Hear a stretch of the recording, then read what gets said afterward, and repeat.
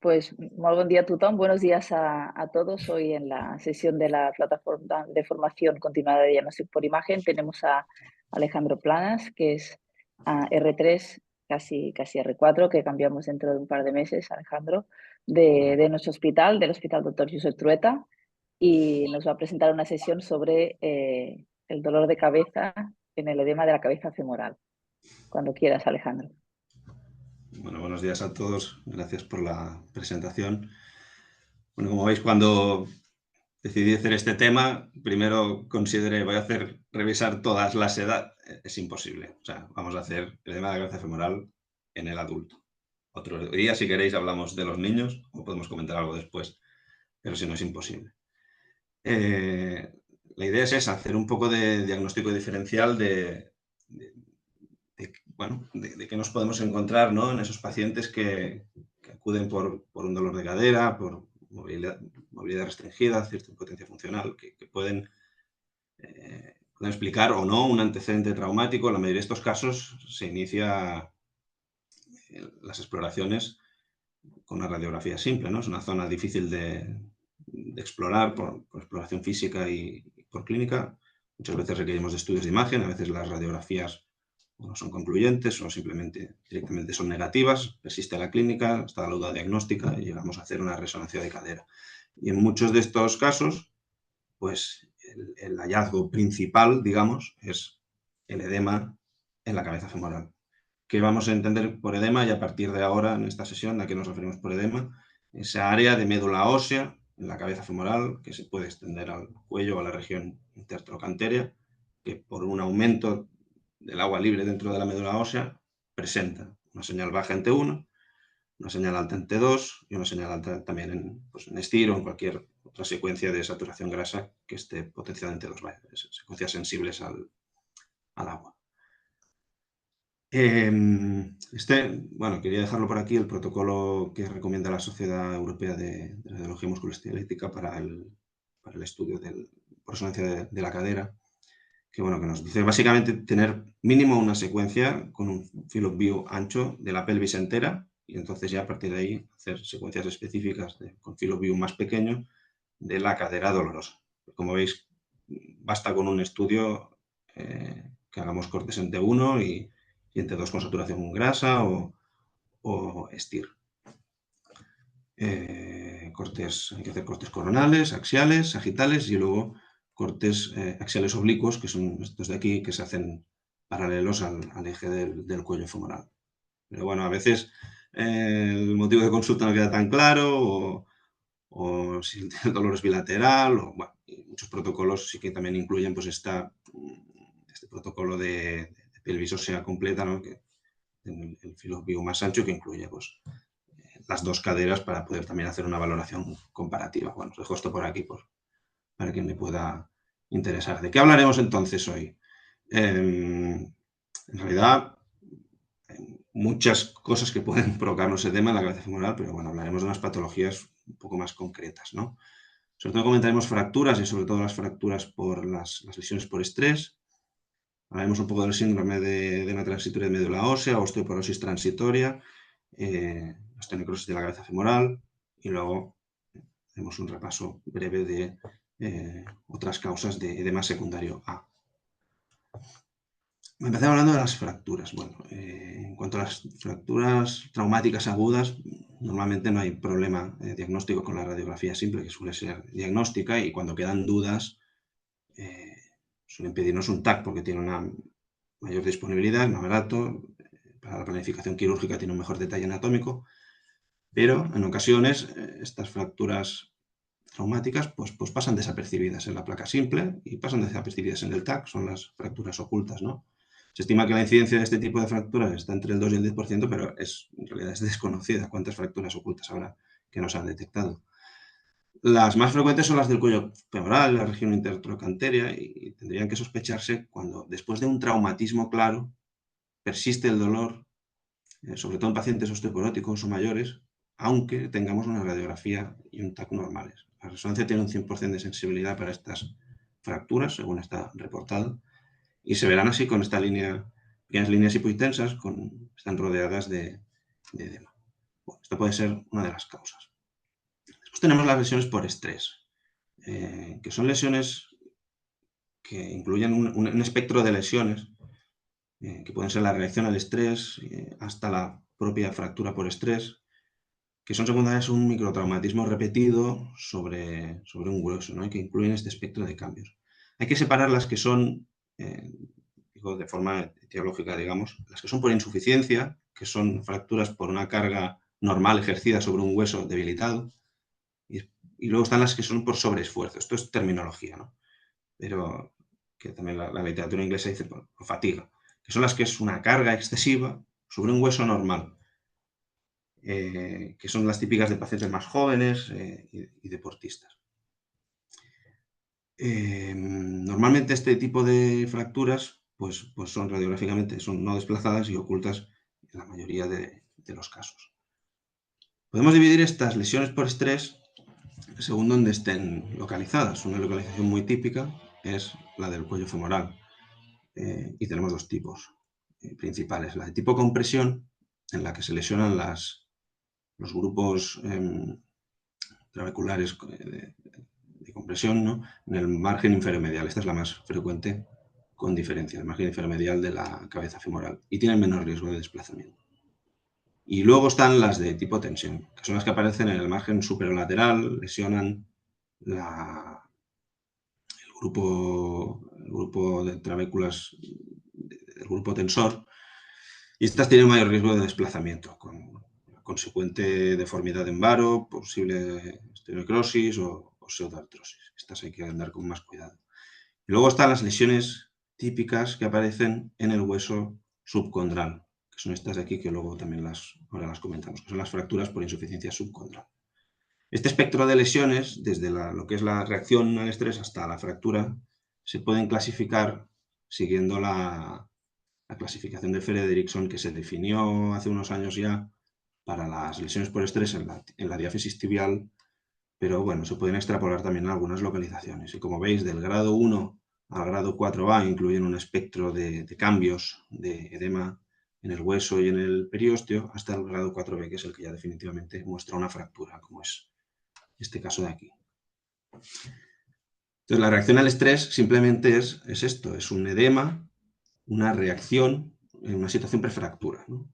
Incluiría pues, los grados 1 a 4A y lo que veríamos sería un área de edema, que podría ser periósteo o en la medular, en la localización típica, como en este caso, pero sin ver un claro trazo de fractura. Y si progresa y no se aplica el tratamiento conservador adecuado, al final termina apareciendo la fractura por estrés, con aparición de esta lesión clara línea hipointensa rodeado de un edema adyacente.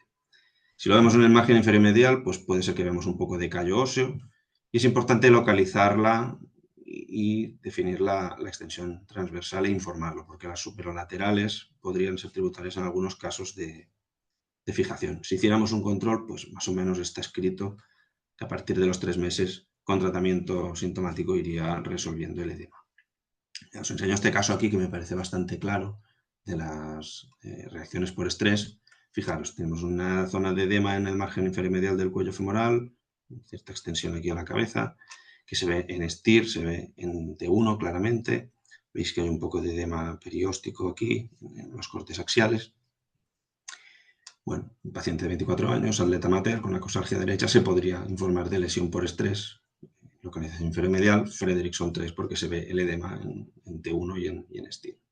Se hizo tratamiento conservador y mira, 2 meses después ha mejorado un poquito. Se sigue viendo el edema en STIR, ya no se ve en T1, clasificaría como una Fredrickson 2, ¿no?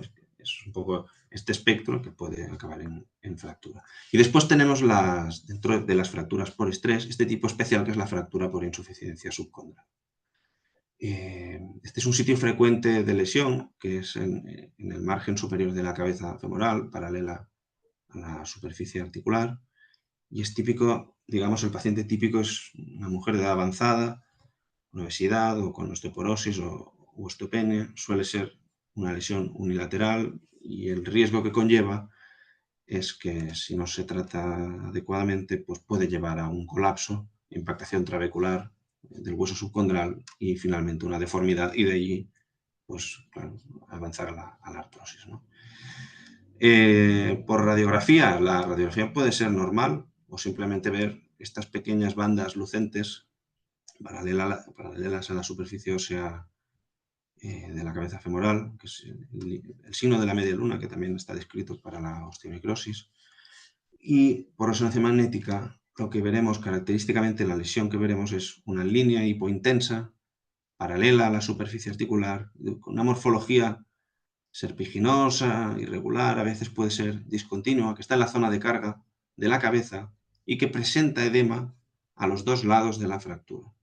En la cabeza, pero también edema por encima de la fractura. Me gusta este esquema, esta fotografía de anatomía patológica, porque veis aquí, como tenéis el trazo de fractura, hay hueso al lado y lado y el edema aparece al lado y lado de la lesión.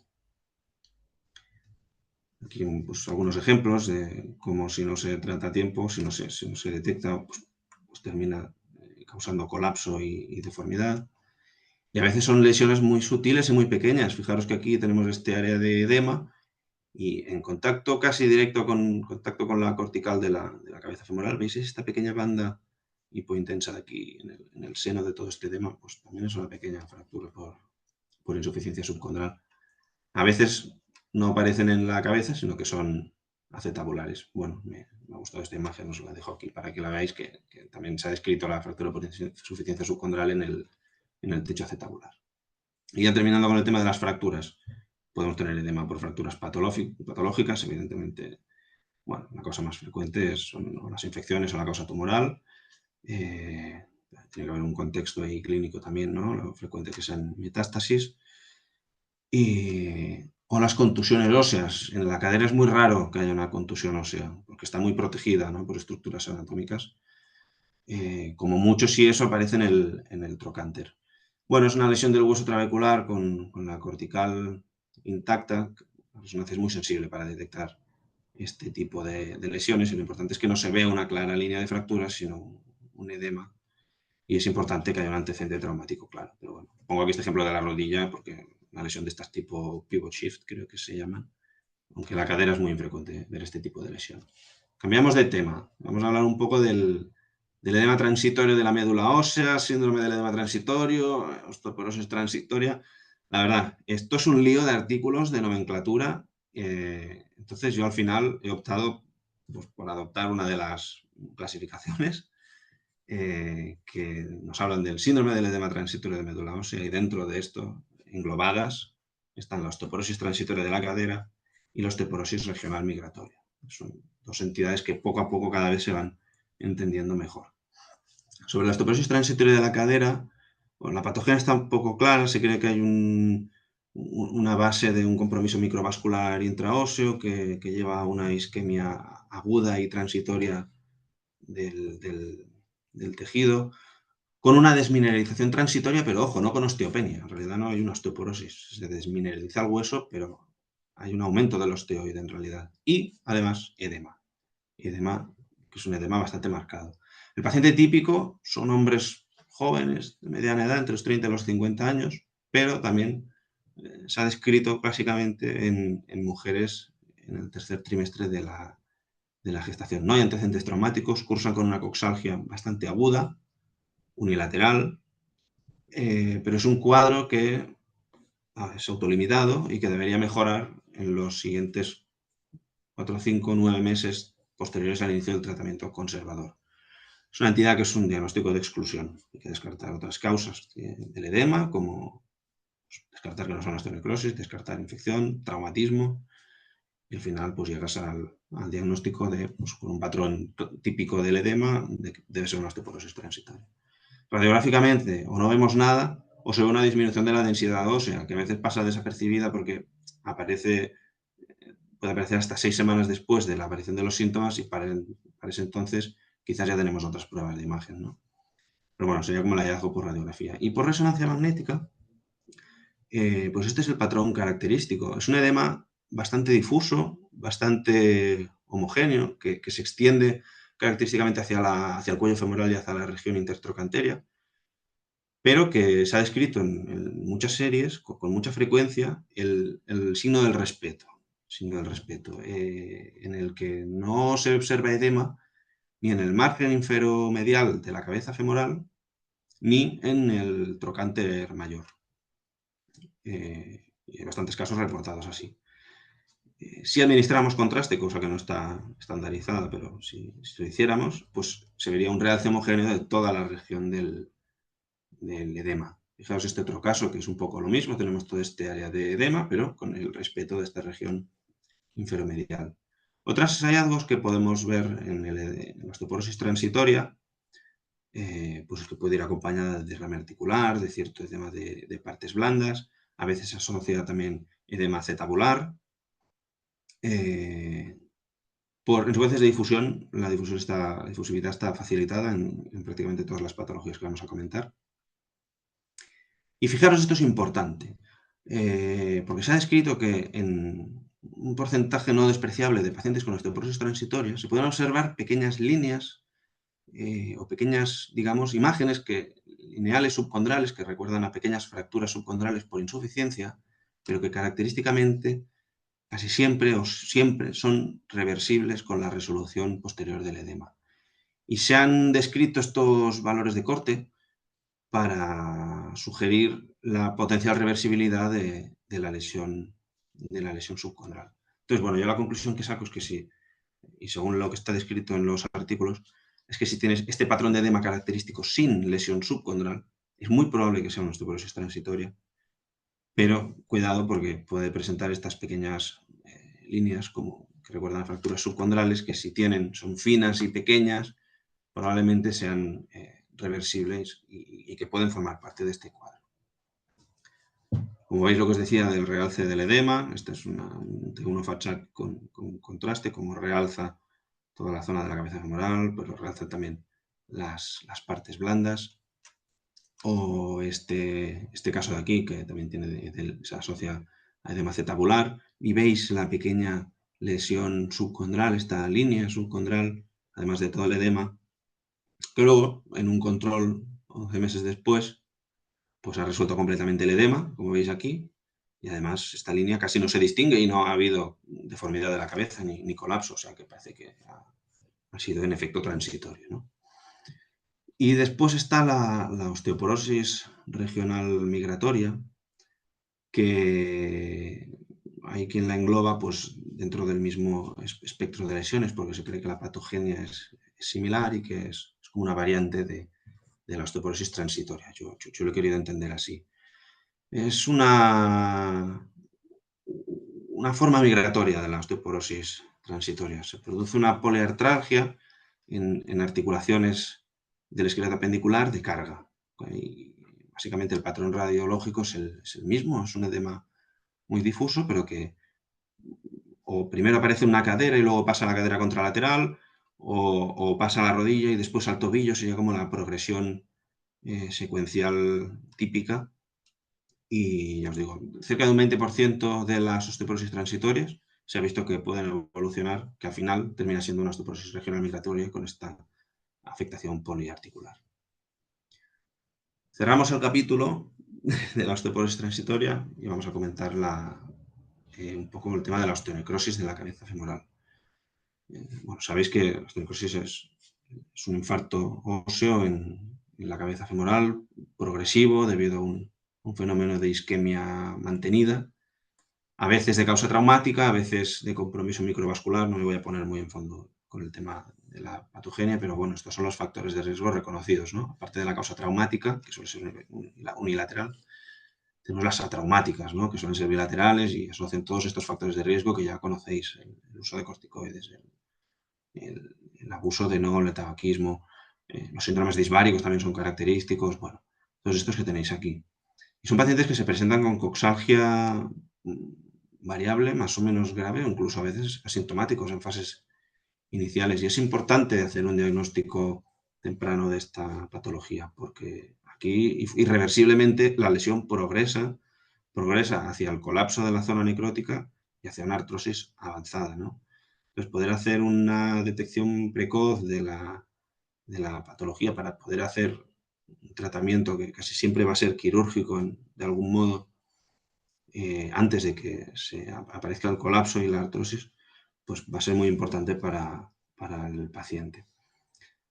Las características radiológicas clásicas que se han descrito pues son estas, ¿no? Por radiografía aparecen áreas parcheadas radiolucentes o de esclerosis con márgenes serpiginosos que abarcan más o menos área de la cabeza femoral, y que si progresa a fractura subcondral, pues aparece también el crescent sign, ¿no? El signo de la media luna, esta banda lucente subcondral, que significa que ha habido una fractura subcondral. De allí al colapso y a la artrosis, que también podemos ver por radiografía.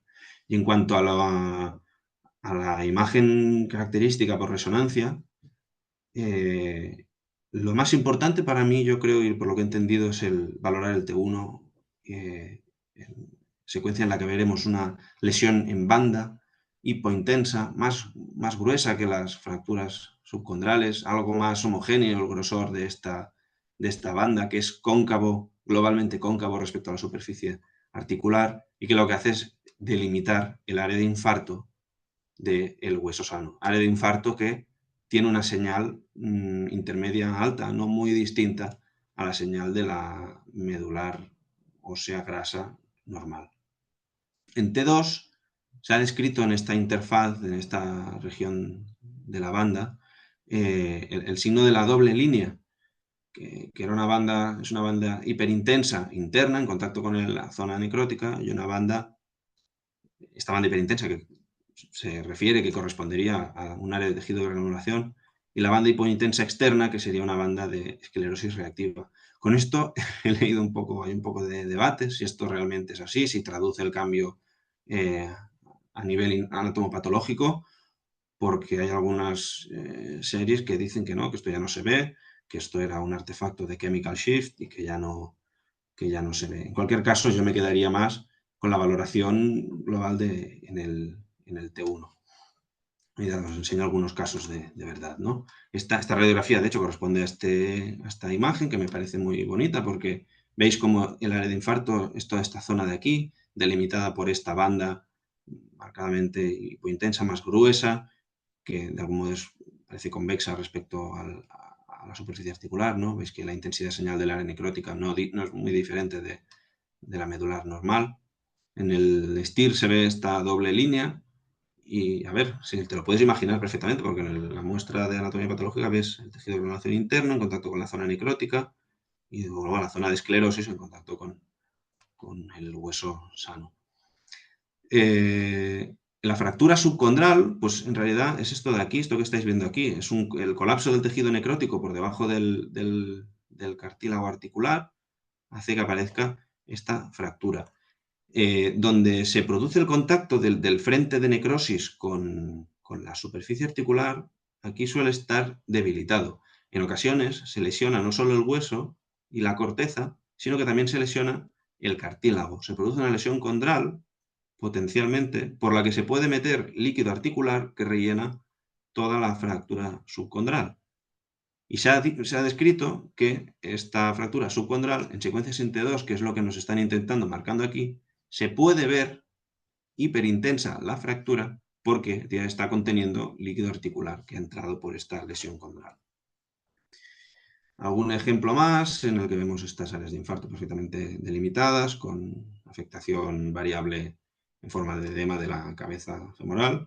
Sabéis que clasificaciones para describir las lesiones hay 1000. En nuestro hospital siguen usando la de Fickat-Yarlet, pero bueno, también está la clasificación de Arco, la clasificación de Steinberg.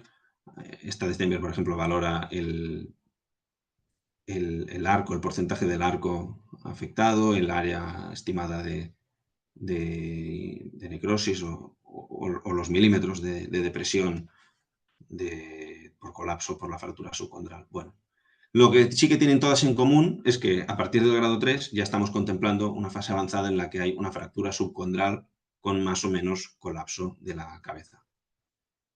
Mira, en este ejemplo que es de nuestro hospital, que se ve perfectamente delimitado, ¿no? la zona de infarto. Aquí veis una pequeña deformidad de la cabeza que corresponde a un área de colapso, con un grado variable de edema bilateral, sobre todo en el lado derecho, un leve derrame. Y como veis, mirad, esta es la cadera izquierda, la morfología de la cabeza es prácticamente perfecta, esférica, y sin embargo en el lado derecho vemos cómo ha aparecido esta pequeña zona de colapso, esta pequeña deformidad aquí, y con cierto grado de edema, ¿no? Me planteaba la duda de esta radiografía, que es de varios meses antes, si no pudiera ver aquí, ya se estuviera viendo un pequeño signo de la media luna, todavía la cabeza no se había deformado. Bueno, creo que es un caso que ejemplifica bien lo que serían los hallazgos. Pero claro, Alejandro, estamos hablando de edema, vaya chapa nos has pegado de la osteonecrosis. Pues bueno, hay un poco de... A mí me ha dejado con dudas esta revisión, porque la literatura me lleva un poco la contraria a lo que yo había visto. Está descrito que el edema en la osteonecrosis muestra un pico de aparición, pero en fases ya más avanzadas. Que en fases precoces hay muchos estudios que ya son antiguos, pero que siguen siendo referenciados en la literatura más actual, que nos dicen que el edema aislado, que no se presenta al inicio de la enfermedad sin una lesión subcondral en banda asociada, por pequeña que sea, y que la lesión en banda sería el hallazgo más precoz y no así el, el edema, ¿no? Es decir, que, leyendo llegas a la conclusión de que el edema no debería ser un hallazgo precoz. Sin embargo, después en el día a día y en la práctica habitual, pues sí que se van viendo, ¿no? Casos de edemas que parece ser que no tienen lesiones subcondrales, pero que después terminan evolucionando en una osteonecrosis. Bueno, creo que hay un poco de controversia en este sentido, por lo menos a mí me ha planteado la duda. Lo que sí que está claro y que sí que hay consenso, y a mí no me ha generado ninguna duda, es que la presencia del edema se ha correlacionado con el posterior colapso de la cabeza femoral, con progresión a osteonecrosis avanzada, con un mayor volumen de necrosis, con un empeoramiento del dolor y con un peor pronóstico en global de esta enfermedad. Por lo cual es un signo importante en la osteonecrosis. Mirad, estos son estudios antiguos que se habían hecho para intentar diferenciar las lesiones subcondrales entre distintas patologías. Aquí comparaban las lesiones de la osteonecrosis que vieron y que tuvieron buen resultado, o sea, buena correlación. Cuando la morfología de la banda hipointensa era convexa, cóncava respecto a la superficie articular, homogénea, pues se correlacionaba bien con el diagnóstico de osteonecrosis. Mientras que cuando la banda era paralela o convexa, más irregular, se correlacionaba bien con el diagnóstico de fractura por insuficiencia subcondral. Problema es que la fractura por insuficiencia subcondral, una imagen parecida, no solo la tenemos en la fractura por insuficiencia, sino que hemos visto que también la podemos ver en la osteonecrosis, cuando ya ha progresado y se produce la fractura subcondral, también podemos ver esta imagen, o sea que podemos tener la banda hipointensa periférica, que sería el frente de necrosis convexo, con esta media luna, con esta línea, que sería la fractura subcondral, ¿no? O sea que hay que mirar bien cuántas lesiones tenemos y qué morfología tienen. Se habían hecho también otros estudios intentando valorar la potencial transitoriedad de los edemas en función del tipo de lesión subcondral que asociaran, ¿no? Antes hemos dicho que en la osteoporosis transitoria puede haber pequeñas lesiones subcondrales que, aún así, revierten con la resolución del edema. Pues muchos datos vienen de este estudio, por ejemplo, en el que se vio que lesiones que consistían en pequeñas líneas finas epifisarias que no estaban en contacto directo con el hueso subcondral, si entraban en este rango, pues sugería reversibilidad, es decir, que el edema y la lesión eran transitorios, es decir, probablemente una osteoporosis transitoria. Mientras que si las lesiones que veíamos en el contexto de edema eran estas pequeñas deformidades focales o bandas hipointensas más gruesas en contacto con la superficie cortical, pues esto ya traducía un menor potencial de reversibilidad y que probablemente no iba a ser una lesión transitoria y que con la resolución del edema iban a quedar estas pequeñas lesiones. Pero no distinguían si estas pequeñas lesiones que quedaban a posteriori eran, pues, en muchos casos eran lesiones de osteonecrosis, pero en otros simplemente eran fracturas por insuficiencia que no se resolvían. Y sí que este estudio demostró que cuando había edema difuso y ausencia de lesión subcondral, en la mayoría de los casos era un edema que revertía, por lo tanto, digamos, una osteoporosis transitoria.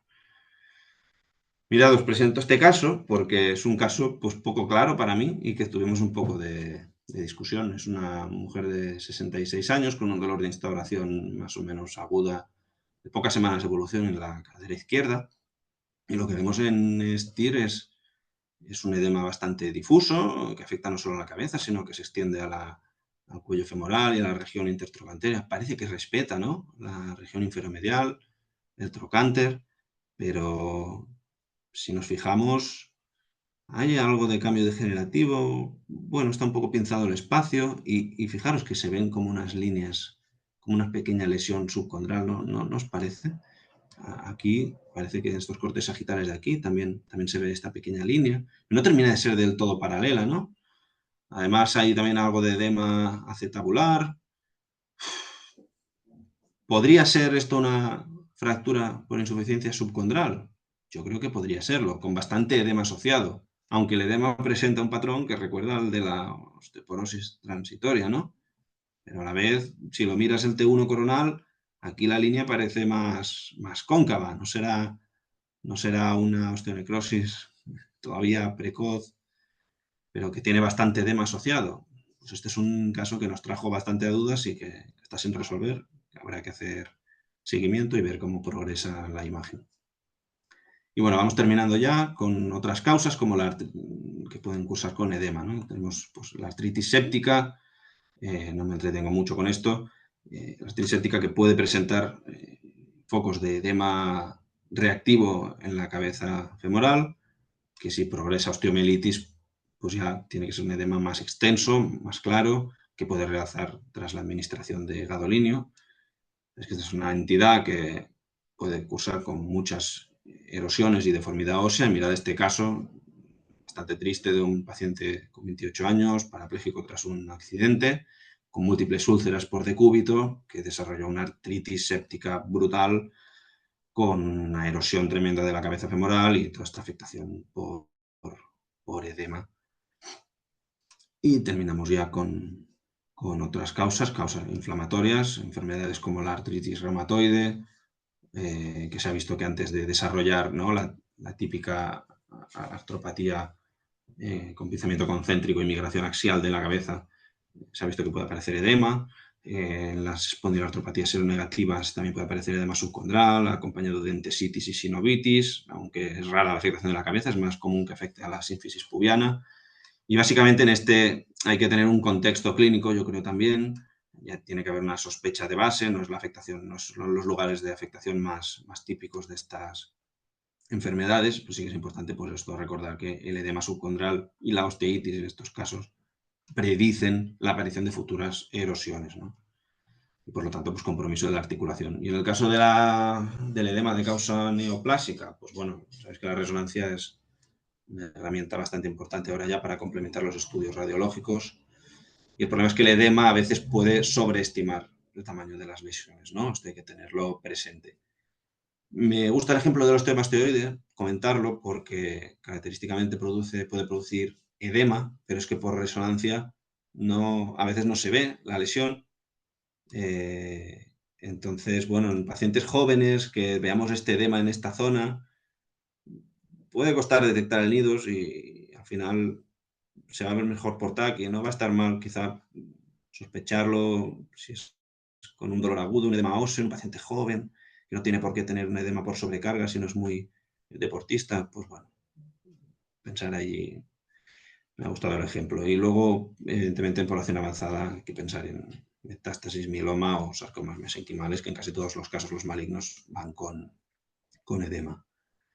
Voy a terminar con este caso porque a veces el edema simplemente pues, puede ser secundario a lesiones condrales, secundario a un choque femoroacetabular, secundario a este cambio de las cargas por artropatía degenerativa. Este era un caso que simplemente tenía este edema en esta región más inferolateral, posterior de la cabeza, que posiblemente, pues simplemente sea una reacción por sobrecarga, por este cambio de la distribución de la carga. Es que está un poco pensado el espacio articular. No sé si categorizaría como lesión por estrés o qué, pero a veces solo se ve como este pequeño hallazgo que tampoco no podemos definir una causa muy clara detrás, pero que, bueno, que nos va a acompañar en muchas resonancias que vayamos haciendo.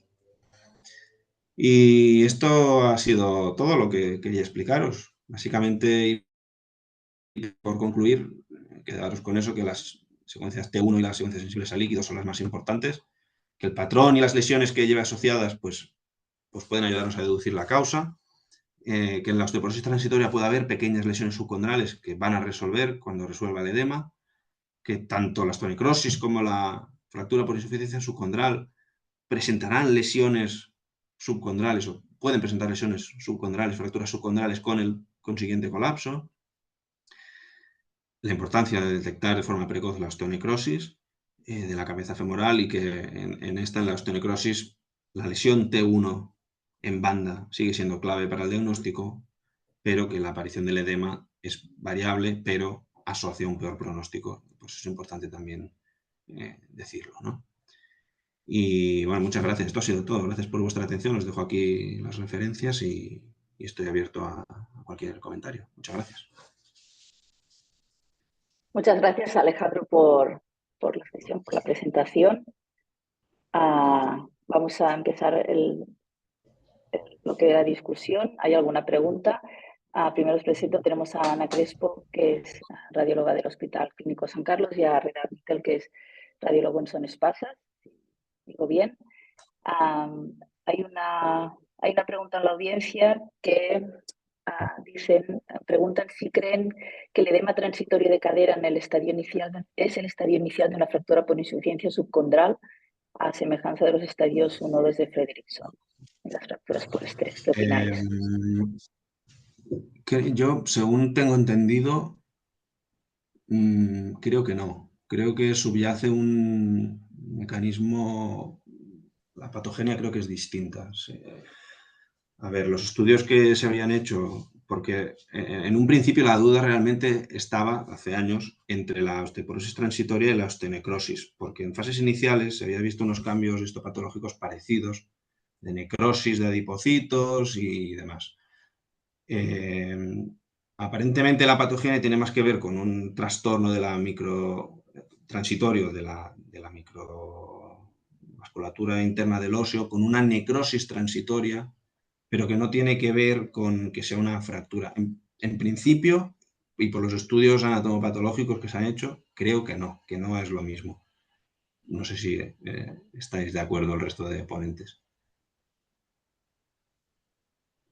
Sí, estoy de acuerdo contigo. Creo que son dos entidades diferentes,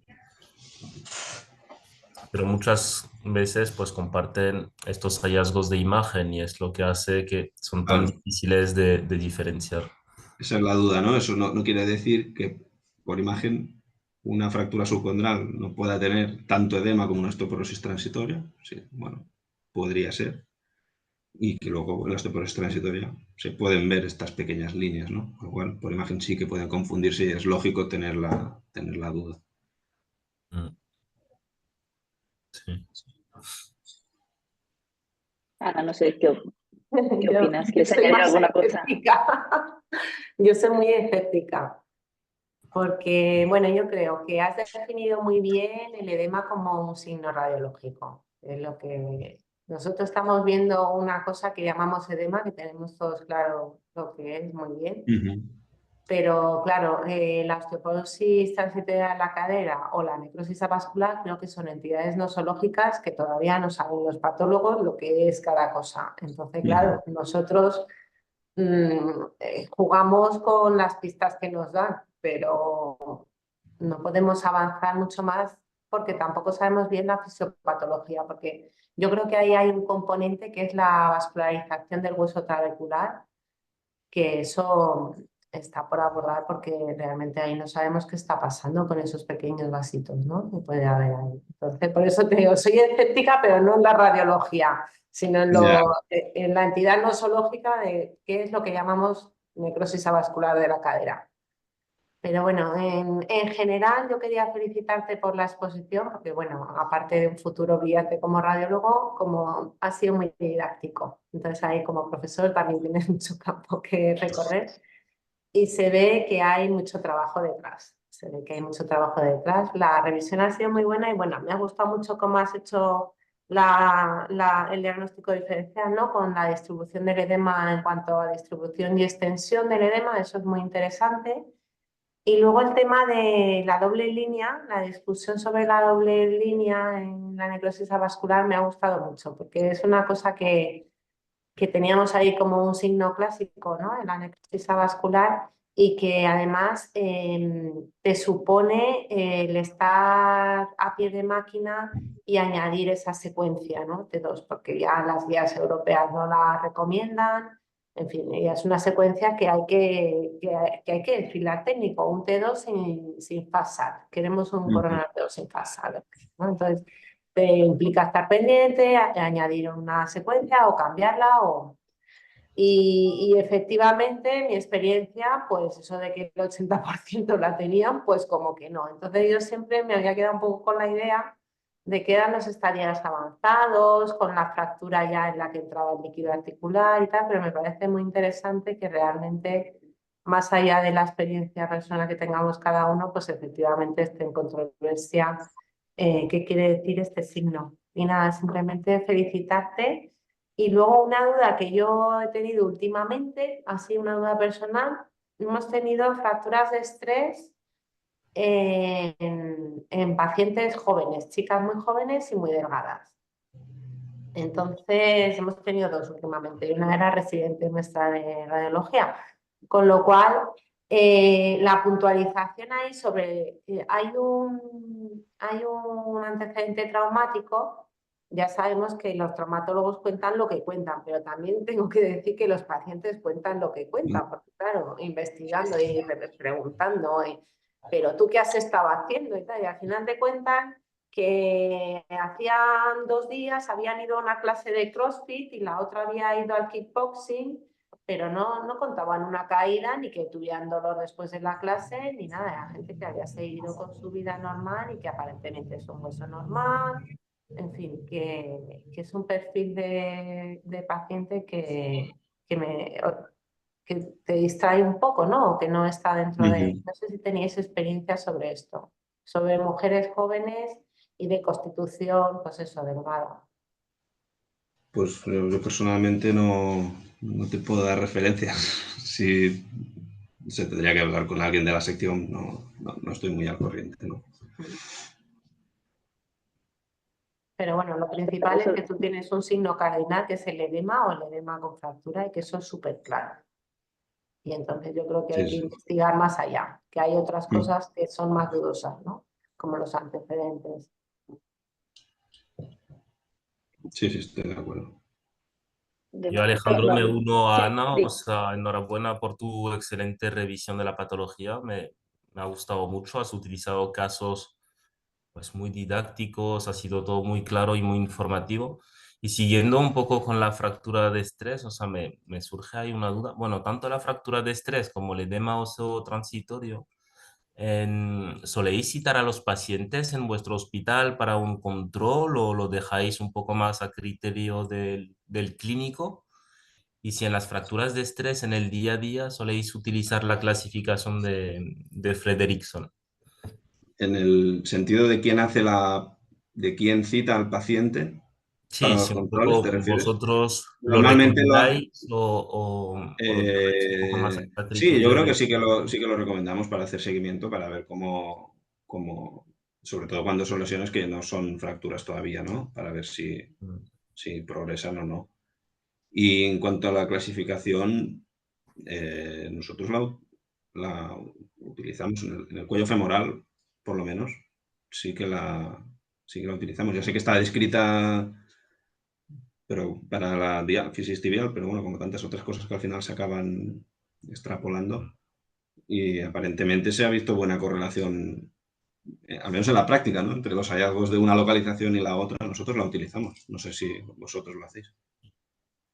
No, muy bien. No, la verdad es que no la utilizamos, pero me parece que, sobre todo este caso que has enseñado con el control evolutivo en el que pues cambia de rango, creo que puede ser útil en estos casos para dar un valor numérico y más cualitativo que describir solo el edema y la evolución. Bueno, sí, yo creo que a ver, tampoco no es tan relevante dar un grado, ¿no? Sino como, bueno, darse cuenta de que los hallazgos pues varían en este espectro y que si se produce un cambio mejor, pues puedes categorizarlo, ¿no?